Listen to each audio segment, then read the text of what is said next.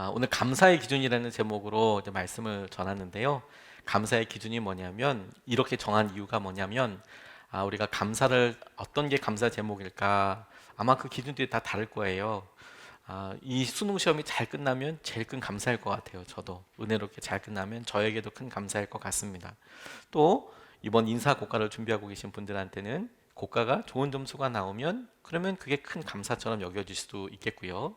올해에 어떤 경제적인 어떤 계획이 지출이 있으신 분들은 그게 순적하게 진행이 돼도 너무 감사한 제목들이 되겠죠. 다분히 이 감사의 제목들이 개인적인 영역들이 많다고 생각이 들었어요. 우리가 간절히 바라던 것, 그것이 이루어졌을 때, 혹은 우리가 기도해 왔던 것, 오랫동안 기도했던 것들이 그대로 이루어졌을 때 우리가 감사한다, 감사하다 이런 고백들을 자연스럽게 하게 되는데, 그러면 문제 한 가지가 생기게 됩니다. 이 코로나 시기처럼 한 2년여 정도 동안 이렇게 길게 진행이 됐을 때 이럴 때 감사 제목을 찾으려고 하면 그러면 개인적인 차원에서 내가 어떻게 했는데 이게 어떻게 변했다. 그게 더 상향으로 더 좋아지지 않았으면 감사할 것이 없지 않을까. 이런 고민들을 누가 아주 그냥 자연스럽게 하게 되는 것이죠. 그래서 말씀에 믿음의 선배들은 어떻게 기도를 했던가, 어떻게 감사를 했던가, 이제 그것을 같이 살펴보고 우리 가운데 하나님께서 행하셨던 일을 우리 같이 믿음의 눈으로 보게 되기를 원합니다. 일단 우리가 오늘 본문 말씀에서 중요한 배경이 되면서도 동시에 확실하게 구분해야 될 것 한 가지가 있는데, 오늘 느헤미야 말씀은 초막절과 혹은 우리가 장막절이라고 이야기하는 초막절과 장막절, 수장절, 이건 똑같은 말이에요. 사실 요 똑같은 요 초막절을 지키는 건데 이게 오늘 말씀 배경입니다. 그런데 추수감사절과는 다른 거예요. 이걸 같다고 생각하시면 안 됩니다.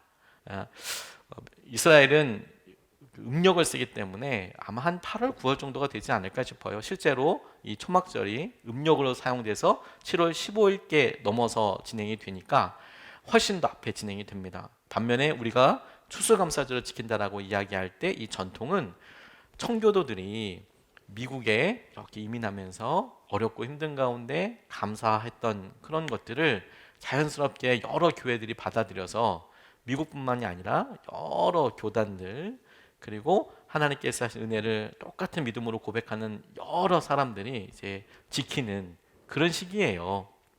근데 아이러니하게도 성경에는 초막절, 수장절, 장막절이라고 나와 있는 이날을 지켜라라고 나와 있지만 신약 시대로 넘어오면서 이 초막절을 지키는 예는 거의 없게 됐습니다.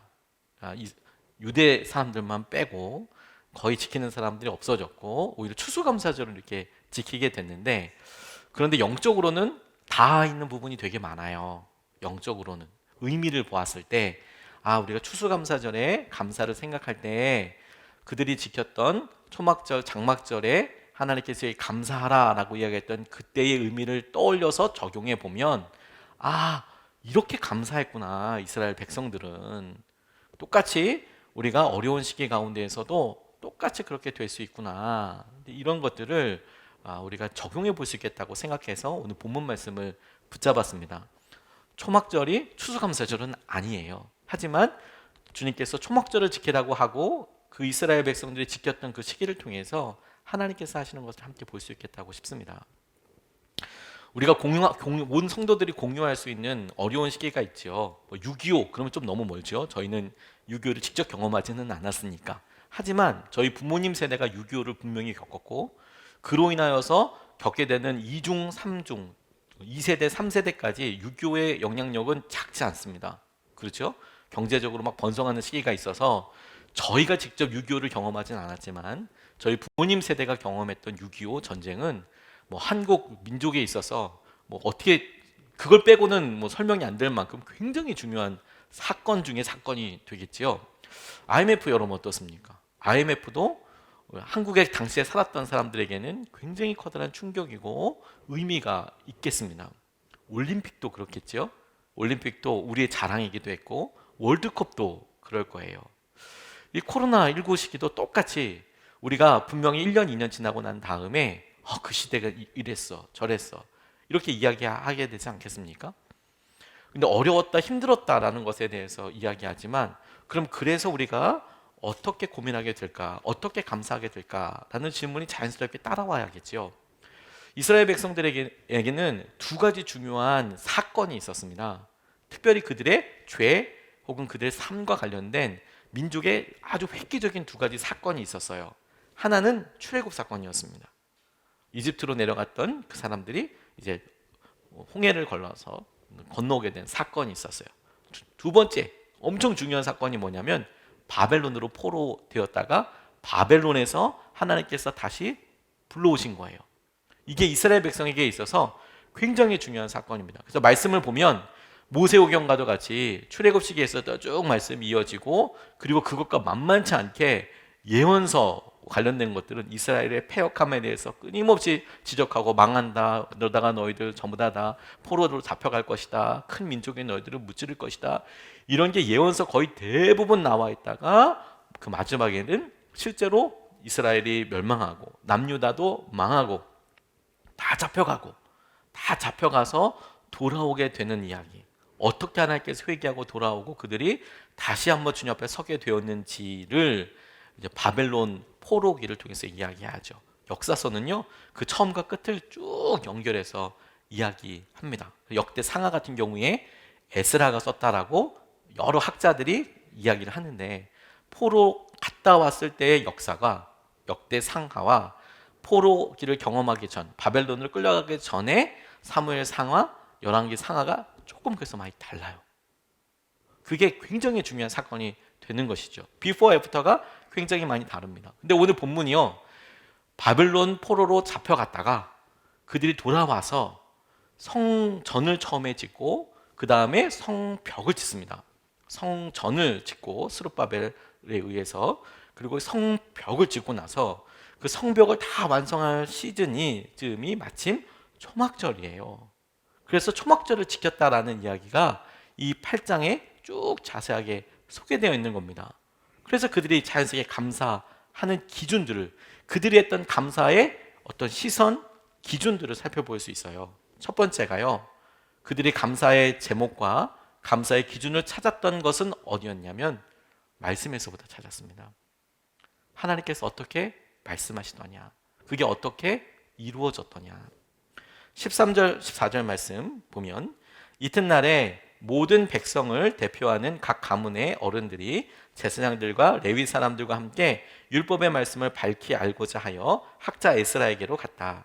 그들은 이스라엘 자손은 일곱째 달 축제에는 초막에서 지내도록 하라는 주님께서 모세를 시켜서 명하신 말씀이 율법에 기록되어 있는 것을 발견하였다. 18절 에스라는 첫날부터 마지막 날까지 날마다 하나님의 율법을 읽어주었다.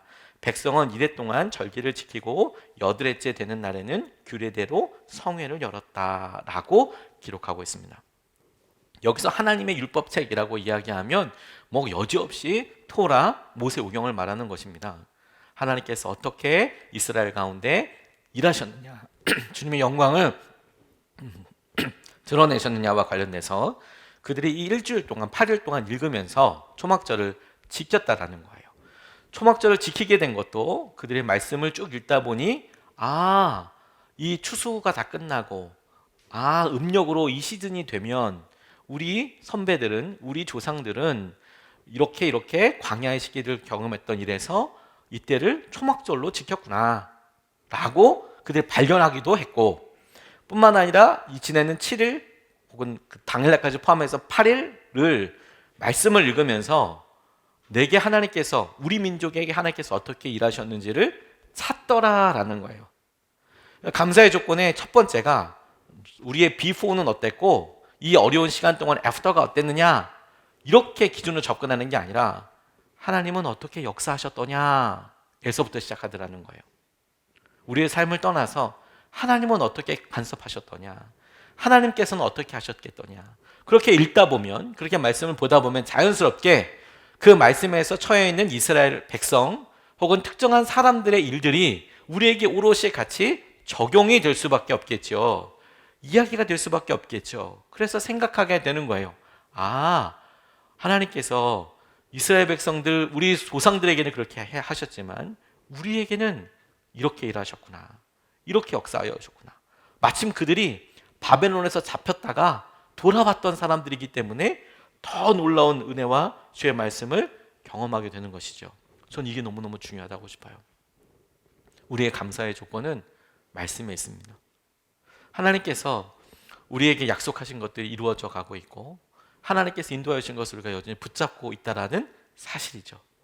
바벨론에서 돌아온 사람들이 그들이 70년 전 이스라엘이 멸망하기 전에 그들이 보았던 성전 건물, 그것과 비교한다 해도 스룹바벨이 새로 지은 건물이 그것이 기초가 놓아졌을 때 사람들이 함성을 지르서 기뻐하기도 하지만 통곡하면서 아파하기도 했다고 그랬어요.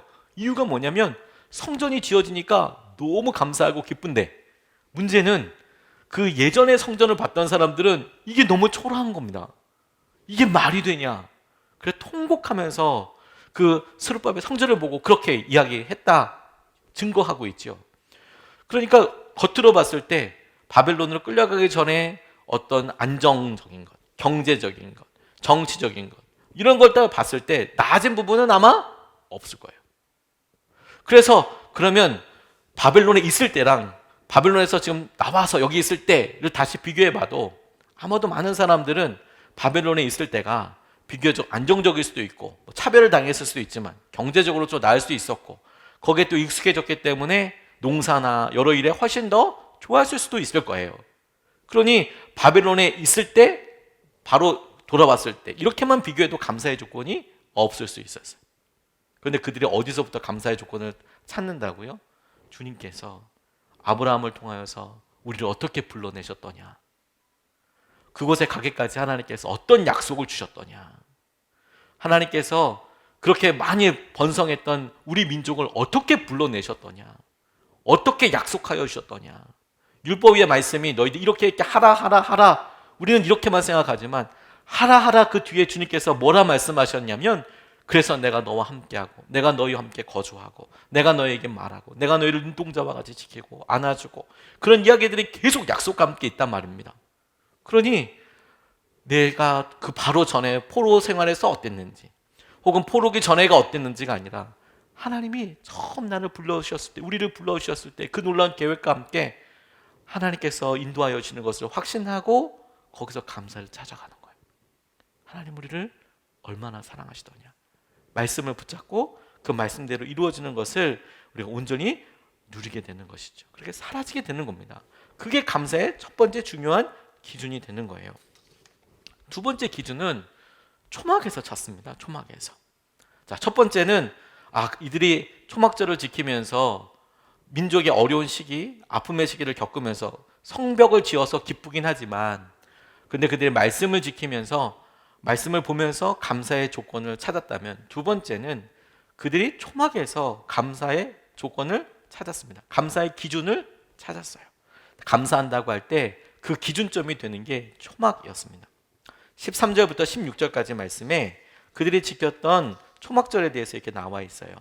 이튿날에 모든 백성을 대표하는 각 가문의 어른들이 제사장들과 레위 사람들과 함께 율법의 말씀을 밝게 알고자 하여 학자 에스라에게로 갔다. 14절 그들은 이스라엘 자손은 일곱째 달 축제에는 초막에서 지내도록 하라는 주님께서 모세를 시켜서 명하신 말씀이 율법에 기록되어 있는 것을 발견하였다. 또한 그들은 책에 산으로 가서 올리브 나무와 들 올리브 나무와 소귀나무와 종려나무와 참나무의 가지를 꺾어다가 초막을 짓도록 하라는 말이 기록되어 있기 때문에 그 말을 이스라엘 자손이 사는 모든 마을과 예루살렘에 널리 알려야 한다는 것을 알게 되었다.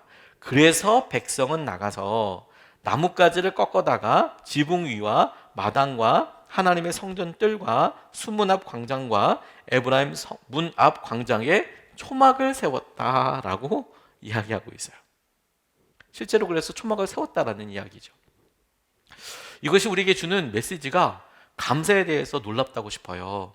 이 초막절이라고 설명했지만 아까 말씀드릴 때 이 초막절의 또 다른 이름은 장막절이기도 하고 수장절이기도 하다. 똑같은 말인데 똑같은 절기를 지칭하는 말인데 그렇게 표현한다라고 말씀을 드렸죠. 우리 추석 같은 느낌입니다. 추석이랑 거의 비슷하다고 생각하시면 돼요. 당시에 농경 문화이고 유목민족이었던 이스라엘 백성들이 뭘 곡식을 심으면 봄에서부터 가을까지 심고 거두는 것을 순차적으로 쭉 해 나갑니다. 보리서부터 이제 거두기 시작해요. 그래서 맥추 감사가 있죠. 그리고 이제 밀 농사로 끝나게 되고 마지막 유실수 중에서는 이제 포도나무까지, 그래서 포도까지 쭉 이렇게 1년 내내 심고 거두는 일이 이렇게 일어납니다. 그래서 이 모든 일들 전부 다 창고에 다 쌓아두어요. 그래서 이걸 잘 저장했다 해서 수장절이라고도 하고 그렇습니다. 근데 그 절기를 지킬 때요, 너무 기쁜 날이고 풍성할 때지 않습니까? 근데 너무 아이러니한 건 뭐냐면 그들을 바깥으로 나가서 초막에서 살라 이야기하는 거예요. 오히려 초막처럼 흉내를 내보는 거죠. 그렇죠? 멀쩡한 집 안에 텐트 치고 살아라 이렇게 이야기하는 그런 느낌인 거예요. 그러니 참 이게 그냥 뭐야 라고 생각하기 쉽지만 중요한 하나님의 의도와 메시지를 찾게 돼요. 왜요? 그들이 살았던 초막, 그들이 살았던 장막은 그들이 실제로 경험했던 광야 생활을 떠올리게 하거든요. 지금 사람들마다 얼마나 커다란 집을 지어놓고 사는지 차이는 있겠지요. 그래서 돌집, 벽돌집 지어서 이스라엘 예루살렘 성 안에 혹은 각 도시별로 그렇게 살 수 있겠지요. 그것으로 따라서 얼마나 넓은 집에 따라서 저 사람은 권력이 있고 돈이 있구나도 할 수 있겠지요. 그런 거 상관없이 전부 다 초막으로 가서 한번 살아봐라. 그러면 애써 그 부유함과 여러 일들에 대해서 생각할 때 네가 올해 얼마나 거두었는지 가지고 감사하는 거 아니야. 그러니까 작년보다 너의 추수한 것이 얼마나 많이 늘었는지 가지고 감사하는 게 아니야. 그게 아니고 너 초막에서 사는 거야. 초막에서. 하나님께서 광야에서 너희 민족들을, 우리들을 어떻게 인도하셨는지, 어떻게 살았는지 그걸 떠올리는 거야. 그리고 거기서 감사의 제목을 찾는 거야. 거기서 감사의 제목을 찾는 거야. 주님이 우리에게 그렇게 말씀하신다고요. 그렇게 우리에게 도전하신다고요. 저는 이게 너무 중요하다고 싶어요. 감사의 제목들을 주님 올 한 해 혹은 작년까지 그리고 코로나 이후에 하나님 어떻게 하시나요? 아니에요. 오히려 하나님께서 우리를 구원하시고 우리를 이끄셨을 때 하나님께서 하시는 은혜가 어떠했는지를 한 주 동안 고민하는 겁니다. 기도하는 겁니다.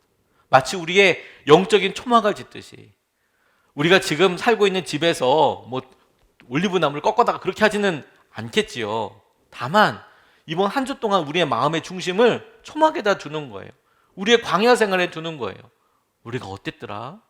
하나님은 어떻게 인도하셨더라? 그리고 무엇이 변화됐더라? 다시 한번 그 연장선을, 은혜의 연장선을 이렇게 그어보는 거죠. 그래서 하나님께서 하실 일을 감사하는 거예요. 그게 감사의 두 번째 기준입니다. 근데 우리가 보통 이렇게 감사라고 이야기할 때 어려운 시기에는 우리가 자꾸 자기 연민에 많이 빠집니다. 내가 제일 힘들어. 내가 이렇게 힘든데 사람들은 날 모르지. 내가 얼마나 힘든지, 이런 직종군이 얼마나 힘든지, 사람들을 많이 만나는 직종군이나 혹은 자영업이나 혹은 우리가 하고 있는 어떤 직업이 갖고 있는 특성 때문에 사람들이 나를 이해 못할 거야. 근데 그렇게 생각하는 게 사실 굉장히 감사에 있어서 어렵기도 하지만 영적으로도 굉장히 위기처럼 틈이 있는 시간이 돼요. 틈이라고도 할 수 있어요. 장자크 루소라는 분이 프랑스 철학자인데요. 이분이 요도 하열이라는 질병을 앓고 있었답니다. 소변을 할 때 너무 아픈 그런 거래요. 그래서 그 화장실 가는 게 너무 고통스럽고 힘든 그런 것이죠. 아마 이름 그대로 보면 전 이 병을 잘 모르긴 하지만 아마 피가 같이 나오나 봐요. 소변을 볼 때. 그러니까 소변 볼 때마다 너무 힘들고 어려운데 이 장자크 루소라는 분이 엄청난 이제 자기 연민에 빠졌대요. 그게 뭐냐면 난 원래 지혜를 발휘해서 살아야 할 사람인데 이놈의 병 때문에 인생이 고생이다. 이런 식인 거예요. 근데 이놈의 병 때문에 이게 지금 되는 일이 없다. 난 이거보다 더 잘 될 수 있는데 나 이거 병 때문에 할 수도 없고 이렇다고 이야기하는 거죠. 그래서 루소의 평생의 기록을 보면 평생 동안 난 이 세상에서 가장 불쌍한 사람이다. 나보다 고통받는 사람은 이 세상에 없을 것이다를 입에 달고 살았다는 거예요. 그리고 엄청 이기적으로 살았대요. 난 이렇게 힘들고 어려운데.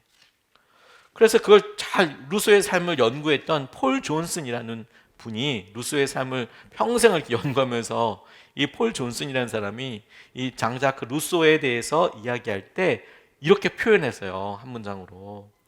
자기 연민의 배후에는 엄청난 이기주의가 자리 잡고 있다. 나 불쌍해. 난 이것만 해결됐으면 잘 될 거야. 이런 자기 연민이 실제로 그 배면을 동전처럼 딱 뒤집어 보면 이 안에 엄청 이기주의가 같이 있다는 거예요. 난 이렇게 힘드니까 난 이거 해도 돼. 딴 사람들한테는 이렇게 해도 돼. 막 그렇게 이야기하는 거죠. 뭐 내가 이렇게 고생했으니까 난 이렇게 해도 돼. 막 이런 생각을 하는 거예요. 그게 너무 쉽게 이루어지는 거죠. 제가 어저께 밤늦게 이렇게 교회에서 이렇게 있다가 교회 문 앞에다 어떤 분이 이렇게 가로 주차를 하셨어요. 굉장히 당황스러운 주차를 가로로 아예 그냥 정문을 막으실 정도로 이렇게 하셨어요. 와, 나중에 보니까 아마 근처에서 이제 약주를 하시려고 되신 것 같아요. 근데 제가 너무 충격적이었던 건 뭐냐면 교회 주차장이 많이 있지 않습니까? 여기 많이 있는데 그걸 앞을 갖다가 도로를 그냥 통째로 막아가지고 그렇게 하시니까 그래서 제가 이거 어떤 분인가 싶어서 원래는 제가 확인을 안 하는데 도대체 누가 이렇게 도로에다가 그 교회 정문 앞에 도로변에다 그냥 대고 간 거예요. 바로 앞에. 그래서 도대체 이분은 뭐 어떻게 어디로 오신 거지 싶어서 이제 찾아봤어요. 정말 오랜만에 찾아봤습니다. 그랬더니 아이러니한 게 뭐냐면 이분이 주차를 하시기 위해서 여러 왔다 갔다 하시더라고요. 근데 마땅치가 않으셨나 봐요. 여기를 되려고도 하고 제가 봤을 때 충분히 주차도 할 수 있을 것 같은데 옆으로도 대보고 세로로도 대보고 뭐 그러더니 갑자기 도로 한가운데다 딱 대시고 가시는 거예요. 노력은 많이 하신 것 같은데 그걸 가시더라고요. 그래서 이분이 왜 저러지? 근데 제가 이렇게 말씀을 이렇게 보다 보니까 자기가 노력을 했단 말이에요. 안 된단 말이에요. 내가 이렇게 노력했으니까 난 이렇게 여기다 대고 가도 돼. 그래서 도로 한 면을 그냥 놔두고 그냥 가신 것 같아요. 근데 우리도 은근 그렇습니다. 내가 얼마나 힘들었는데 난 이렇게 해도 돼. 이렇게 생각하는 거죠. 자기중심적으로 살아가는 거죠. 그렇지 않아요, 여러분. 그렇지 않습니다. 오히려 바벨론 포로 생활하다 돌아왔을 때 자기들이 어떻게 구원받았는지 광야 생활, 초막 생활을 다시 떠올리게 될 거예요. 하나님께서 이스라엘을 어떻게 구원하셨는지를 통해서 우리를 구해준 게 고레스 왕이 아니구나. 우리를 보내준 게 고레스 왕이 아니고 이거 강대국의 영향력이 아니구나. 하나님이 개입하신 거구나 이거. 그래서 중심이 우리 중심이 아니고 내가 어떻게 변했나. 나이가 중심으로 보면 어렵고 힘들 때는 자기 연민에 빠져서 감사할 제목이 도저히 없고 이기적으로 나만 중심으로 생각을 하지요. 하지만 초막에 있어 보니 고레스 때문이 아니었어. 하나님의 개입하심이었어. 라고 깨달아진다고요. SBS의 최영인 PD라는 PD가 뭐 야심만만, 힐링캠프, 판타스틱 듀오 이런 거 보셨습니까? 저는 사실 뭐 다 보지는 못했지만 몇 개 그냥 클립으로만 봤는데 이걸 이렇게 예능 작품으로 만들었던 PD랍니다. 굉장히 스타 PD, 굉장히 좀 뛰어난 PD, SBS에서 뭐 힐링캠프, 판타스틱 듀오, 야심만만 아실 거라고 싶어요. 근데 인터뷰에서 이런 이야기를 대답했답니다. 지상파의 위기. 그러니까 본인은 SBS니까 지상파 PD잖아요. 그런데 요즘 종편 PD들이, 종편 프로그램들이, 드라마들이 엄청 막 이렇게 약진을 하는 거죠. 그런 지 좀 됐지 않습니까? 뭐 특정한 회사를 얘기해서 좀 그렇지만 뭐 넷플릭스 같은 경우에 뭐 특정한 어떤 드라마, 요즘 굉장히 유행한 드라마가 뭐 전 세계적으로 확 가는 거죠. SBS, KBS 이런 데는 그런 드라마가 지금 이 시기에는 좀 없는 것 같아요. 지금 이 시기에는. 그러니까 이제 그런 걸 보면서 왜 이렇게 망하냐, 왜 안 되냐, 왜 지상파가 어렵냐, 그렇게 인터뷰를 하는데 모 방송국으로 이직한 후배가 예능 제작 과정을 경험하더니, 그러니까 종편으로 옮겼나 봐요.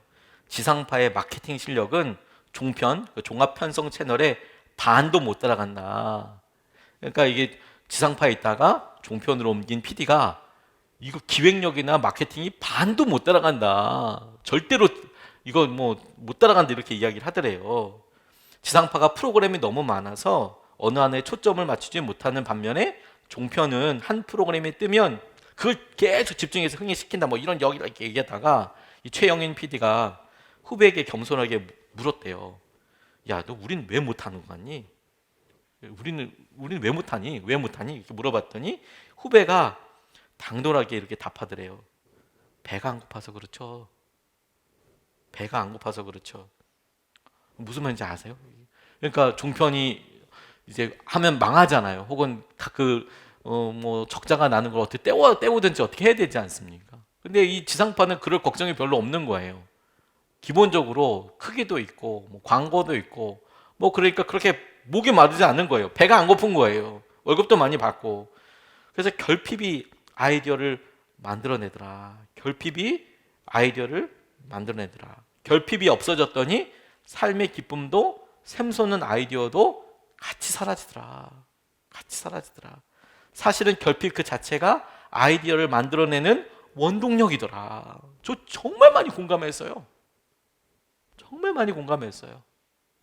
의외로 저도 짧지만 삶을 잠깐 돌아보니까 어렵고 힘든 시기를 나올 때 그 어려운 주제를 조금 더 열심히 해봐야지 그래서 해결되는 경우보다 그 어려운 일에도 불구하고 전혀 관련 없을 것 같은 새로운 일을 시작하고 결단하고 열심히 내보고 뭐라도 배워보고 그랬을 때 아주 손쉽게 나오는 경험들을 되게 많이 했어요.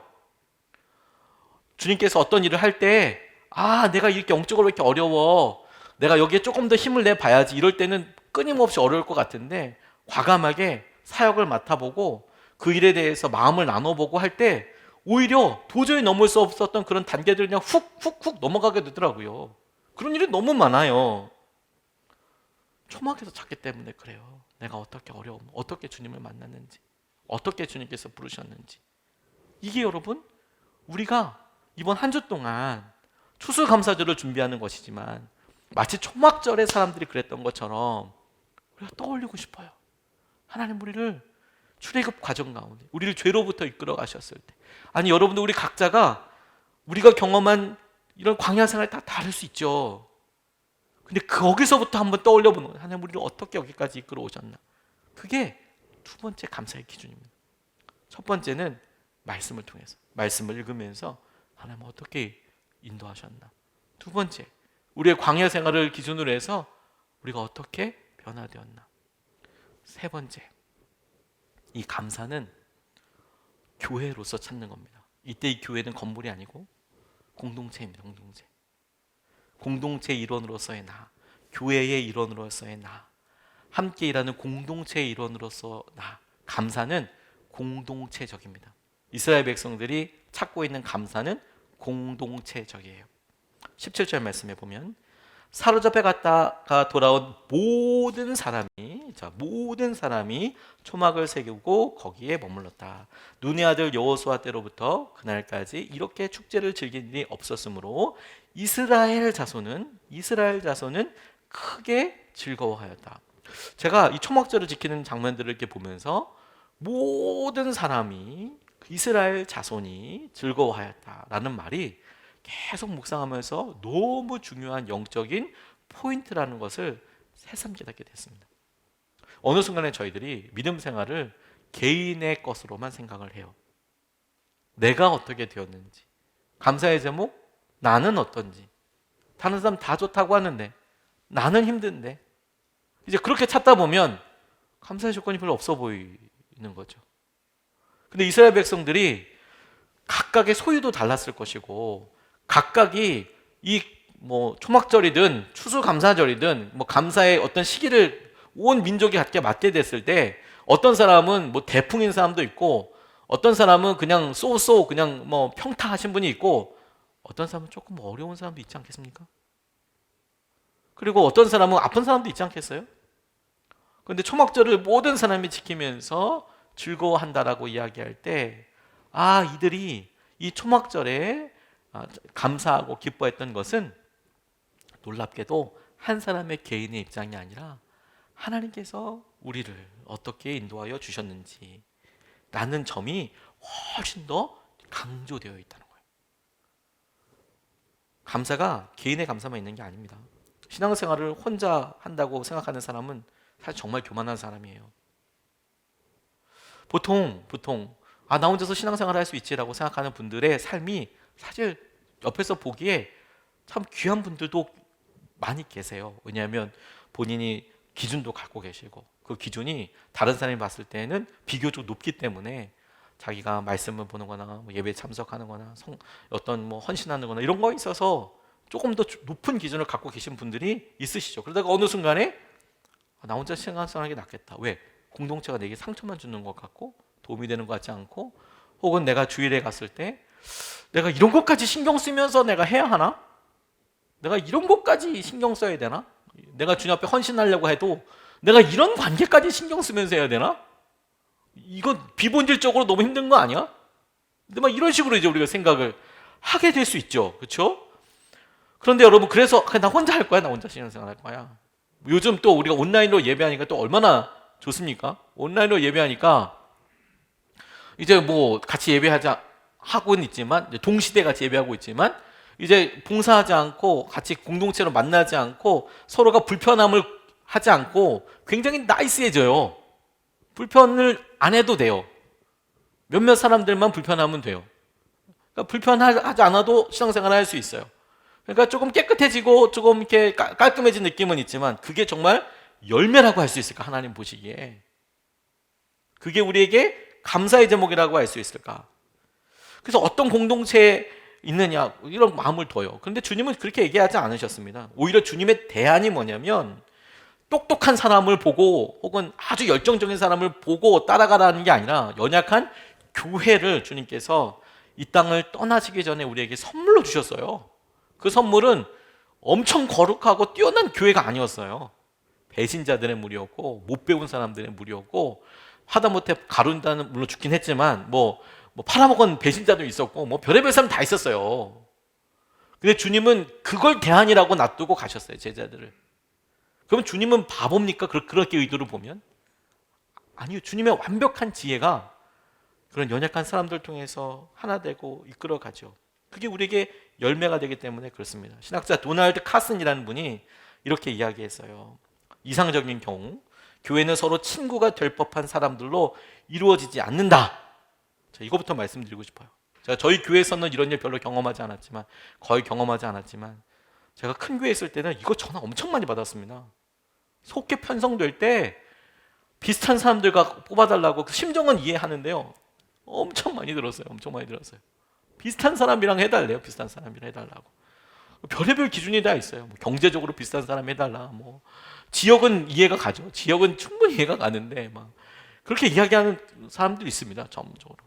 심정은 이해 가요. 왜냐하면 본인이 더 깊이 나누고 싶기 때문이니까 그걸 탓하지는 않지만, 하지만 이제 우려하게 되는 거죠. 오히려 이렇습니다. 오히려 교회는 서로 적이 될 법한 사람들로 이루어진다. 우리를 하나로 묶어주는 것은 같은 학교나 같은 인종, 같은 소득 수준, 같은 정치적 입장, 같은 국적, 같은 억양, 같은 직업 따위가 아니다. 크리스천들은 모두 예수님께 사랑을 받았다는 사실로 인해 하나가 된다.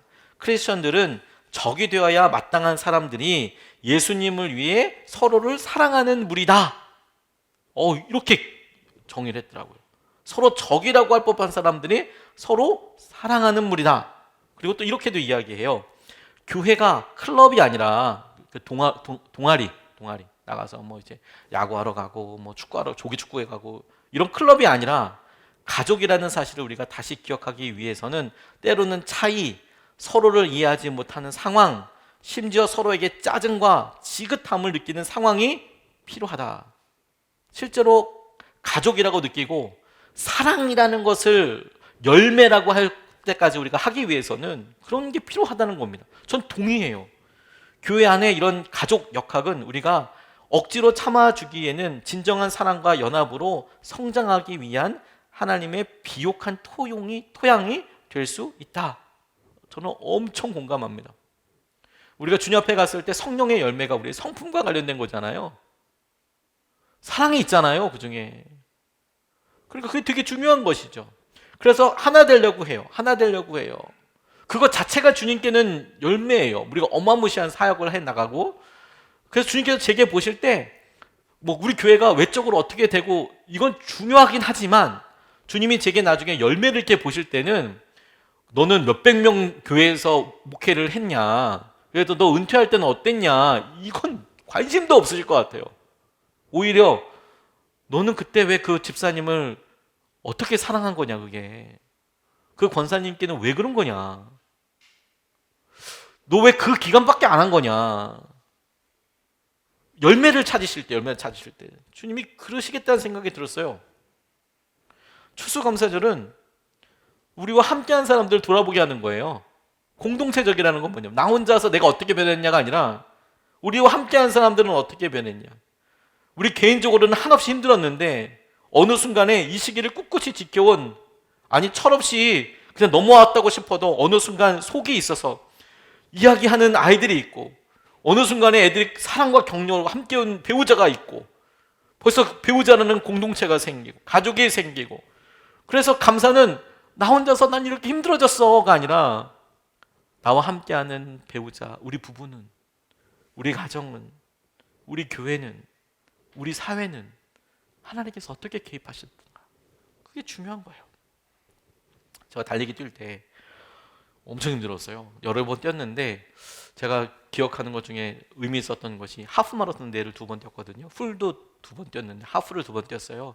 저쪽에 그 서울에 가면 유명한 대학교, 고려대학교라고 있어요. 고려대학교에서 4월 18일 날 맨날 마라톤 대회 달리기 합니다.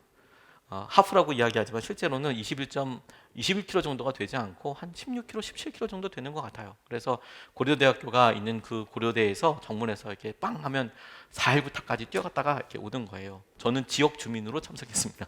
고대와 상관은 없지만 그쪽 근처에 살았기 때문에 저희 아버지 교회가 거기서 조금 멀긴 하지만 그래도 지역 주민 자격으로 참석을 했어요. 그래서 한번 뛰어봤습니다. 아무것도 모르고 그냥 뛰었다가 죽을 뻔했죠. 항상 힘들 때 왜 이걸 돈 내고 했을까 이런 생각이 항상 들어요. 그런데 첫 번째 하고 두 번째 뛰었거든요. 똑같이 이제 지역 주민으로서. 근데 그때는 제가 신학대학원에 다니고 있지가 않을 때였어요. 제가 그리스 로마 문학을 전공하고 있을 때였거든요. 그런데 이제 처음에 딱 뛰니까 이제 젊은 호기에 1등 해야지 이런 느낌 들고 좀 빨리 뛰어야지, 선두 그룹에서 물러나지 않아야지 이런 생각이 들었는데, 제일 무서운 분들은 동호회 분들이에요. 동호회 분들, 마라톤 동호회, 이분들은 진짜 빨리 뜁니다. 배가 나온 아저씨들이 파파파파파 그러면 종종종종종 하면서 진짜 빨리 걸어요. 엄청 빨리 달립니다. 처음에 그분들 뒤에 따라가다가 죽을 뻔했어요. 그때는 제가 20대였거든요. 그래서 이제 뭣도 모르고 따라가다가 정말 잘 뛰세요, 그분들은. 그러니까 한 1km, 2km 달다가 저는 이제 걷기 시작하는 거예요. 그러면 이제 그분들은 저 멀리 가고 따라갈 수 없는 그런 담이 됩니다. 그러니까 처음에 이렇게 사람들 박수도 쳐주고 가다가 나중에는 그게 야유처럼 들려요. 왜냐면 내가 걷고 있잖아요. 내가 뛰고 있을 때 그러면 응원처럼 들리는데, 내가 이렇게 걷고 힘들어가지고 막 고통스러워하는데 뛰세요 뛰세요 이러면 욕하나 이 사람이 나를 어떻게 나 잡아먹어라야지 뭐 이런 느낌이 들거든요. 근데 한참 가다가 반환점 돌다가 이렇게 돌아왔는데, 처음에는 제게 이렇게 다 경쟁자처럼 내가 빨리 뛰어야지, 저는 이제 혼자 뛰니까 빨리 뛰어야지 이런 생각을 했는데, 어느 순간에요 내가 너무 소흡하는데 고통스럽잖아요. 그러니까 내 옆에서 얼마나 힘들까 이런 생각이 드는 거예요. 얼마나 힘들까 이 사람, 지금 나도 이렇게 죽을 것 같은데 이 사람 얼마나 힘들까. 그리고 제가 보지 못했던 이제 장면들이 이렇게 보이는 거예요. 제가 두 번째 그 고려대학교에서 하는 4.18, 보통 이제 4.19를 기념해서 하는데 4.18 마라톤 대회라고 하거든요. 두 번째 갔을 때 너무 놀라운 것은, 그렇게 뛰다 보니까 이 후미 그룹에, 거의 드라 팔랑말랑 하는 그룹에 작년에 봤던 친구를 본 거예요. 너무 반갑더라고요. 작년에도 그 친구랑 저랑 뛰었어요. 근데 그 첫 번째에 뛰었을 때 저희들이 나눴던 이야기도 제가 기억이 났어요. 어떤 기억이 난 줄 아세요? 처음에는 다 경쟁자 갖고 힘들었는데 막 걷다 쉬다가 막 뛰다가 뭐 그냥 이렇게 가다가 어떻게 이렇게 반환점으로 돌아오는데, 그때서야 내 옆에 있는 사람 얼마나 힘들까. 그리고 자매들이 뛰고 있는 거예요. 자매들이 그때까지 이렇게 뛰어가는 거예요. 빠른 속도 아니면 뛰고 있는 거예요. 그래서 고대 자매들이 굉장히 세구나. 더군다나 운동하는데 통급 이렇게 두꺼운, 이렇게 힐도 아닌데 그런 통급 높은 운동화가 있더라고요. 그걸 하고 마라톤을 뛰어요. 대단한 자매다 이런 생각도 들었는데, 정말 고통스럽게 같이 뛰던 저랑 비슷한 연배 한 분이 있었어요. 남자 청년이죠. 저도 결혼하기 전이니까 같이 이렇게 뛰다가 이제 말을 걸었단 말이에요. 처음으로. 너무 힘들죠. 힘듭니다. 우리는 이제 일단 순위권에서 완전 벗어났기 때문에 초연하게 이제 뛰는 거죠. 차도 이미 다니기 시작하고 이제 하는데 이제 서로 소개하다가 보다 보니까 제가 그때 그리스 로마 문학 전공하고 있었잖아요. 그 마라톤이 그 그리스에 있는 평야거든요. 평야. 마라톤 전쟁에서 이겨서 뭐 거기 전쟁 승리를 전하기 위해서 왔다가 죽었던 병사를 막 기념해서 그게 재보니까 42.19km 뭐 이런 거 아닙니까? 그래서 제가 저를 소개할 때 기억하기 편하라고 제가 지금 전공 실기 중에 있다고, 제가 지금 뭐 그리스 로마 전공하는데 지금 전공 실기 중에 있다고, 마라톤 뛰고 있다고 했더니 막 이렇게 하더라고요. 근데 그분이 저한테 이랬어요. 그분 아까 공대 쪽인 것 같아요. 자기는 지금 등가속 운동 실험 중이라고 그러더라고요. 자기가 열심히 빨리 뛰었다가 그다음에 저기 뛰었다가 등가속 운동 실험 중이라고 하면서 이제 같이 뛰던 사람을 그 다음 해도 만났어요. 저를 기억하지는 못하더라고요. 저는 너무 기억이 났는데 힘들고 어려운 시기를 같이 넘었거든요. 얼마나 힘들까 이 사람이. 어떨까 마음이. 그걸 알아요. 그래서 함께 감사하게 돼요. 내가 된 건 보면 힘들다. 혹은 내가 이걸 버텨오고 이걸 골인했다는 것 자체가 너무 기쁘다. 이게 아니라 같이 했구나. 이 시기를 같이 했구나. 같이 통과했네. 우리가 함께였어. 나 혼자가 아니었어. 함께였어 이게. 그게 얼마나 놀라운 감사인지 아십니까 여러분? 감사는 공동체적이에요. 감사는 교회로서 찾는 거예요. 하나님께서 우리에게 하시는 것을 찾는 거예요. 우리가 이번 한 주 동안 그것에 주목하면 좋겠어요. 감사 카드를 적으실 때 말씀을 출애굽기로 준비했습니다. 마침 저희가 창세기를 딱 맞췄잖아요. 그래서 저는 모세오경을 다 읽자 그랬더니 저희 목사님 전우사님이 굳고 말리며 목사님 어렵습니다. 출애굽기만 하시죠. 창세기만 하시죠. 제가 그 말을 그냥 그래. 내가 보기에는 하루 월요일 창세기, 화요일 출애굽기, 민수기, 신명기, 레위기, 신명기, 민수기, 신명기 읽으면 될 것 같은데 목사님 참으시죠. 50장씩은 안 읽으면 어려울 것 같습니다. 그래 그런가요? 그러면 8장씩만 읽으시죠. 출애굽기 40장이니까. 그런데 하나님께서 어떤 일을 하시는지 좀 우리가 보죠. 거기에 어떻게 뭐 큐티들 다 하시겠지만 하나님 우리 광야 생활 떠버리고 출애굽기 보니까 광야 생활 했는데 내 금송아지는 뭔가요? 내가 이 금송아지 가지고 지금 이루고 있네요. 하나님 내가 이 율법에 나와 있는 것들을 이렇게 경홀히 여기면서도 아무렇지도 않게 사네요. 하나님 제가 그런 사람이네요. 말씀을 통해서. 그런데도 주님 이렇게 나를 보호해 주셨네요. 감사하고 초막을 떠올리는 거죠. 우리가 그냥 또 바깥에 텐트 치고 살았어. 어렵고 힘들었어요. 하나님 근데 우리 이렇게 이끌어 오셨어. 뿐만 아니라 함께해요. 주님 함께. 저는 이 어려운 시기를 우리 예수님의 사람들과 함께 했다는 게 너무너무 기쁩니다. 여러분들과 함께 했다는 게 너무너무 행복합니다. 감사해요. 너무너무 감사해요. 주님께서 여러분들에게 감사의 눈을 열어주셔서 놀라운 지혜와 역사하심을 발견하게 해주실 줄로 믿습니다. 우리가 찬양하고 기도하고 싶습니다. 저희들이 예전에 맥주 감사절 때 같이 축복하고 불렀던 노래인데요. 감사해. 시험이 닥쳐올 때 주께서 인도하시고 두려움 없습니다. 감사합니다. 또 감사하고 하나님께서의 은혜를 우리가 찬양하면서 같이 기대하고 떠올리면 좋겠습니다.